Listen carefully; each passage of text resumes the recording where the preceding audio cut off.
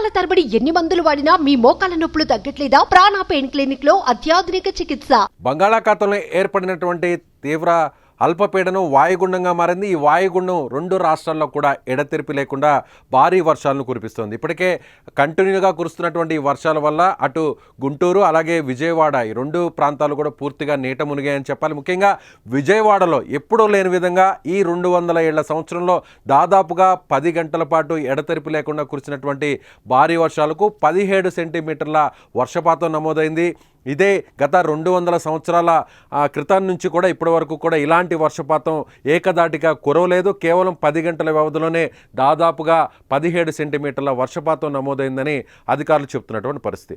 మరొక వైపు ముఖ్యంగా గుంటూరు అదేవిధంగా విజయవాడకు సంబంధించినటువంటి జాతీయ రహదారి మీదంతా కూడా భారీ స్థాయిలో వరద నీరు చేరడంతో ఒక్కసారిగా అక్కడ ఉన్నటువంటి వాహనాలన్నీ కూడా పూర్తిగా రోడ్ల మీదే నిలిచిపోయినటువంటి పరిస్థితి. మరొక వైపు గుంటూరు జిల్లాలోని పొన్నూరు నియోజకవర్గంలో ఉన్నటువంటి పెద్ద కాకాని మండలంలో ఉన్న ఉప్పలపాడు గ్రామంలో వాగును దాటుతుండగా ఆ కారులో ఉన్నటువంటి ఉపాధ్యాయుడు అదేవిధంగా ఇద్దరు విద్యార్థులు కూడా ఆ వాగులో కారుతో పాటుగా కొట్టుకుపోయినటువంటి పరిస్థితి. సో అక్కడ ముగ్గురు చనిపోయారు.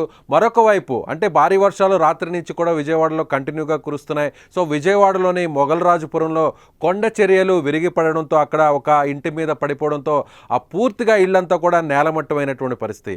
ఈ ప్రమాదంలో దాదాపుగా ఇప్పటికే ఇద్దరు చనిపోయారు, మరొక ఇద్దరు కూడా తీవ్రంగా గాయపడ్డారు. ఈ ఇద్దరును కూడా పూర్తిగా ప్రాణాపాయ స్థితిలో ఉన్నట్టుగా కూడా అధికారులు చెప్తున్నటువంటి పరిస్థితి.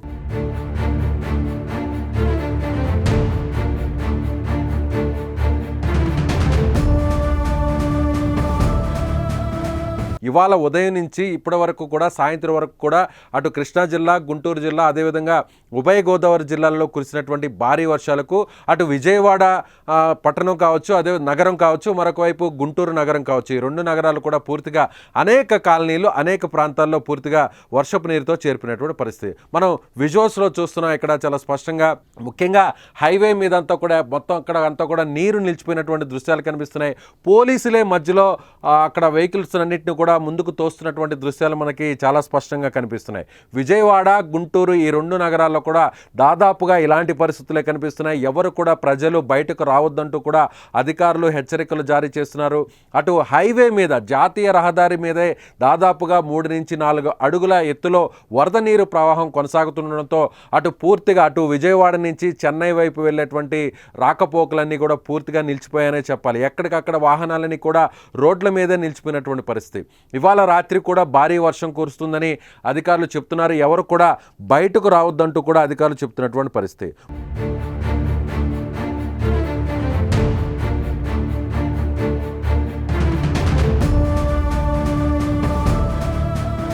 ముఖ్యంగా ఇప్పటి వరకు కూడా అంటే ఉదయం నుంచి ఇప్పటి వరకు కురిసినటువంటి వర్షపాతాన్ని ఒకసారి మనం పరిశీలించినట్లయితే ఇప్పటి వరకు కృష్ణా జిల్లాలో అత్యధిక వర్షపాతం నమోదైంది.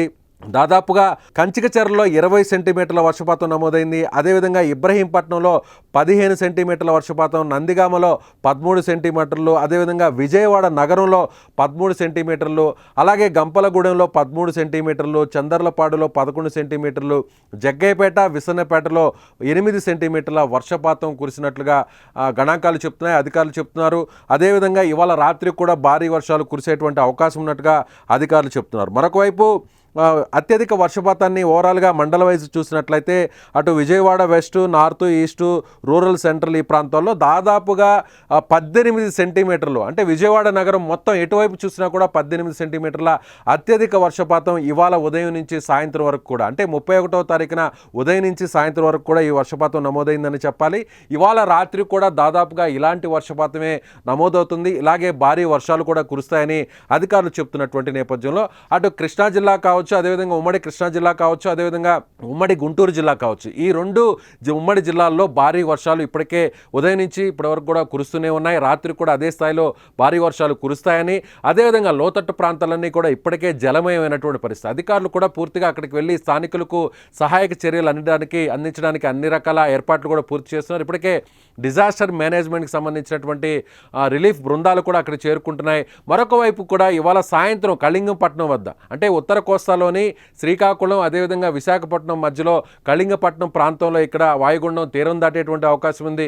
ఈ సమయంలో విశాఖపట్నం, అదేవిధంగా శ్రీకాకుళం, విజయనగరం ప్రాంతాల్లో ఈ జిల్లాల్లో కూడా భారీ వర్షాలు ఇవాళ రాత్రి కురిసేటువంటి అవకాశం ఉన్నట్లుగా అధికారులు హెచ్చరికలు జారీ చేస్తున్నటువంటి పరిస్థితి.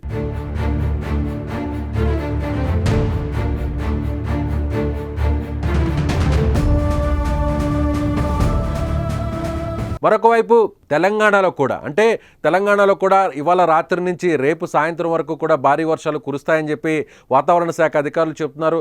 సో ఈ 2 రోజుల పాటు, అటు శనివారం, ఆదివారం, ఈ 2 రోజుల పాటు ఎవరు కూడా ఇళ్లలో నుంచి బయటకు రావద్దు. ముఖ్యంగా ఇవాళ రాత్రి భారీ వర్షాలు కురుస్తాయి. శనివారం రాత్రి భారీ వర్షాలు కురిసేటువంటి అవకాశం ఉన్నటువంటి నేపథ్యంలో అటు ఏపీలో ఉన్నటువంటి కోస్తా జిల్లాల్లో ఉన్నటువంటి ఈ ప్రాంతాలు కావచ్చు, అదేవిధంగా తెలంగాణలో ఉన్నటువంటి హైదరాబాదు, దాని చుట్టుపక్కల ఉన్నటువంటి జిల్లాల ప్రజలు అప్రమత్తంగా ఉండాలని అధికారులు చెప్తున్నటువంటి పరిస్థితి. సో ఓవరాల్గా చూసినట్లయితే బంగాళాఖాతంలో ఏర్పడినటువంటి ఏదైతే వాయుగుండం ఉందో, ఈ వాయుగుండం ప్రభావంతో ఇవాళ అదేవిధంగా రేపు 2 తెలుగు రాష్ట్రాల్లో భారీ వర్షపాతం నమోదయ్యేటువంటి అవకాశం ఉంది. ముఖ్యంగా విజయవాడ పట్టణంలో ఇప్పటికే పూర్తిగా జలదిగ్బంధం అయినటువంటి పరిస్థితి. సో రేపు హైదరాబాద్లో కూడా ఇదే స్థాయిలో భారీ వర్షాలు కురుస్తాయి. కాబట్టి ప్రజలందరూ కూడా అప్రమత్తంగా ఉండాలని సుమన్ టీవీ కోరుకుంటుంది.